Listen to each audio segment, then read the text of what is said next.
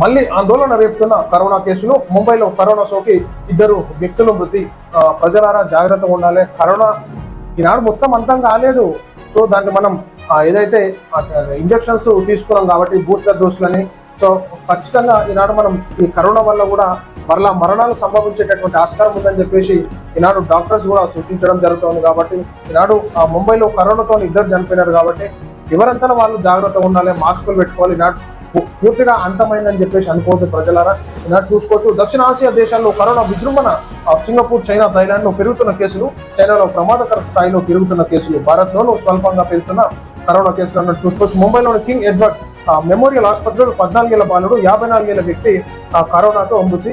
So చూసుకోవచ్చు ఈనాడు corona మళ్ళా start అయ్యేటటువంటి సిచ్యువేషన్ కనిపిస్తున్న తరంలో సో దాన్ని అక్కడనే కంట్రోల్ చేసే విధంగా డాక్టర్లు ఎంతోగా శ్రమిస్తూ ఉంటారు. కాబట్టి ఈనాడు ఏమన్నా లక్షణాలు జ్వరంగా ఉంటే వెంటనే పబ్లిక్ కూడా ఏదైతే బ్లడ్ శాంపుల్స్ ఇచ్చి టెస్టింగ్ చేయించుకోవాల్సిన కోరుతాం. ఎందుకంటే ఆ స్టార్టింగ్ స్టేజ్ లోనే మనం కంట్రోల్ చేస్తే ప్రాణాలకు అపాయం ఉన్నటువంటి సిచ్యువేషన్ మనం చూసుకోవచ్చు. ఆ తీవ్రత అయితే మాత్రం కంట్రోల్ చేయలేక ఎంతో మంది చనిపోయినారు. గతంలో మనం చూసాం corona first wave, second wave వచ్చింది.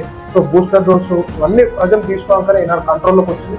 సో మరలా ఇది స్టార్ట్ అయ్యేటటువంటి క్రమంలో కూడా అదైతే డాక్టర్స్ కంట్రోల్ చేయడానికి చూస్తున్నా కానీ స్వయం నియంత్రణ మనంతా మనం జాగ్రత్తగా ఉండాల్సిందిగా కోరుకోవాలి.